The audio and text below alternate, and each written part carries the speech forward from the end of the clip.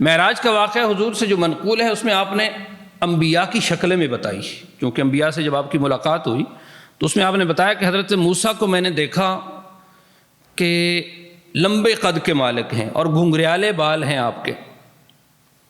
اور فرمایا کہ میں نے دوسرے آسمان پر حضرت عیسیٰ کو اور یحییٰ کو دیکھا، دونوں خالہ زاد ہیں۔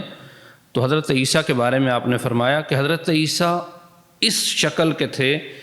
اور اس قد کاٹ کے تھے جیسے عروہ ابن مسعود ہیں۔ عروہ ابن مسعود ثقفی، پچھلے جمعے میں جن کا ذکر ہو رہا تھا کہ مشرکین مکہ کی طرف سے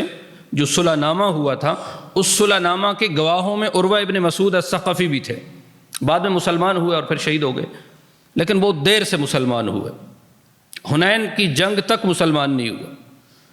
اور حضور جب واپس مدینہ میں گئے تو عروہ ابن مسعود مدینہ گیا اور جا کر حضور کے سامنے بیٹھا اور کلمہ پڑھا، اور کلمہ پڑھنے کے بعد جب آنے لگا تو حضور سے کہنے لگا کہ میں جا کر اپنی قوم میں اپنے اسلام کی دعوت پھیلانے لگا ہوں۔ تو آپ نے فرمایا کہ نہیں، آپ نے ابھی اپنے اسلام کا اظہار نہیں کرنا، آپ کی قوم آپ کو قتل کر دے گی۔ تو عروہ ابن مسعود الثقفی نے کہا کہ یا رسول اللہ، میری قوم تو مجھ سے ایسے پیار کرتی ہے جیسے لوگ اپنی اولاد سے محبت اور پیار کرتے ہیں۔ ایسا ہی ہوا کہ یہ آیا اور آ کر جیسے ہی اس نے اپنی قوم کو بتایا کہ میں تو مسلمان ہو گیا ہوں، قوم فوراً جھپٹ پڑی اور ادھر ہی بیچاروں کو شہید کر دیا۔ تو آپ نے فرمایا کہ حضرت عیسیٰ ایسے تھے، ان کی شکل و صورت، ان کا قد کاٹ ایسا تھا جیسے عروہ ابن مسعود الثقفی ہیں۔ اور حضرت ابراہیم کے بارے میں فرمایا کہ حضرت ابراہیم کی شکل و صورت اور آپ کا قد کاٹ اور آپ کی جسمانی حیت ایسی تھی کہ جیسے تمہارا نبی ہے۔ تو یہ انبیاء کے اوصاف و کمالات، ان کے چہرے، ان کے بال۔ حضرت عیسیٰ کے بارے میں آپ نے یہ بھی فرمایا کہ حضرت عیسیٰ کو میں نے دیکھا تو ان کے بال بالکل ایسے سیدھے تھے اور ایسا لگ رہا تھا کہ جیسے ابھی ابھی غسل کر کے یہ نکلے ہیں حمام سے۔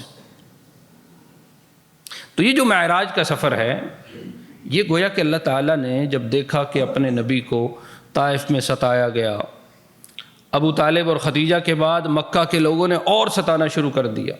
ایک ایک صحابی کی ستانے کی ساری پوزیشن اور کنڈیشن روزانہ حضور گھر سے نکلتے ہیں تو دیکھتے ہیں۔ کوئی پتھروں کے نیچے ہے، کوئی ریت پہ لیٹا ہوا ہے، کسی کو الٹا لٹکایا ہوا ہے، کوئی کس ظلم سے گزر رہا ہے۔ اور ایک قائد ہی یہ بات بتا سکتا ہے کہ کارکنوں کی سختی اور تکلیف اس کے دل پر کتنی سنگین ہوتی ہے۔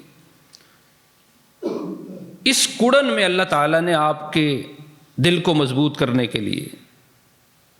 کہ مشکل کا وقت جو ہے وہ تھوڑا ہے، ختم ہونے والا ہے، اور آپ کو یہ معراج کا سفر کروایا جس میں آپ کو انبیاء کی امامت کروائی گئی، انبیاء سے ملاقاتیں کروائی گئیں، آپ کو بہت عجیب و غریب قسم کے مشاہدات اور مناظر دکھائے گئے،